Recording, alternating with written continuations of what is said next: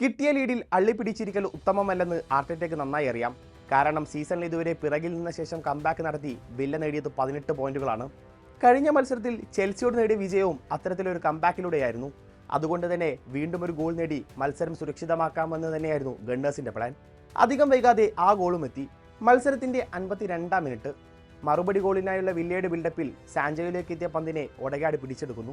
പന്തുമായി മുന്നിലേക്ക് ഓടിക്കേറിയ താരത്തിന് മുന്നിൽ യോക്കറസ് അടക്കം 4 പാസിംഗ് ഓപ്ഷനുകൾ ഉണ്ടായിരുന്നു. എങ്കിലും ബോക്സിന്റെ ഒത്ത നടുവിലൂടെ ഓടിക്കേറിയ സുബിമെൻഡിക്കാണ് ഒഡെഗാർഡ് പന്ത് നൽകിയത്. മുന്നിലേക്ക് ഓടിക്കയറി വന്ന മാർട്ടിനസിന് പിടികൊടുക്കാതെ സുബിമെൻഡി പന്ത് വലയിലേക്ക് തിരിച്ചുവിട്ടു. സീസണിൽ താരം നേടുന്ന 3ാമത്തെ ഗോൾ. ലീഡ് 2-ആയി ഉയർന്നതോടെ ആർസണൽ കൂടുതൽ അക്രമകാരികളായി. മത്സരം സേഫ് സോണിലാണെന്ന ആത്മവിശ്വാസം കാണികളുടെ ആവേശത്തിലും പ്രകടമായിരുന്നു.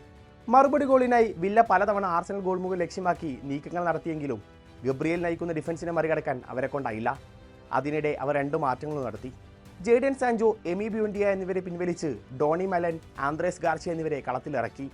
ടച്ച് ലൈന് വെളിയിൽ സകല സമ്മർദ്ദവും പേറി ഉനായ് എമറെ നിൽക്കുമ്പോൾ തികഞ്ഞ ആത്മവിശ്വാസത്തിലായിരുന്നു ആർട്ടറ്റയും ആർസണൽ ബെഞ്ചും. അതിന്റെ ഫലം 3ാം ഗോളിന്റെ രൂപത്തിലെത്തി. ഇടത് വിങ്ങിൽ ഹിൻകാപ്പയിൽ നിന്നും പാസ് സ്വീകരിച്ച ഒഡെഗാർഡ് സെക്കൻഡ് പോസ്റ്റിലേക്ക് ഒരു ക്രോസ് നൽകി. തലകൊണ്ട് പന്ത് വരുതിയിലാക്കാനുള്ള സാക്കയുടെ ശ്രമം കൃത്യമായി പ്രതിരോധിച്ച ഡിഗ്രിയേക്ക് പക്ഷേ പന്ത് ക്ലിയർ ചെയ്യാനായില്ല. ടിംബറിന്റെ കാലിൽ തട്ടി വന്ന പന്തിനെ ട്രോസാർഡ് ഫസ്റ്റ് ടൈം ഷോട്ടിലൂടെ വലയിലിട്ടു. മത്സരം സീൽ ചെയ്തൊരു നീറ്റ് ഗോൾ.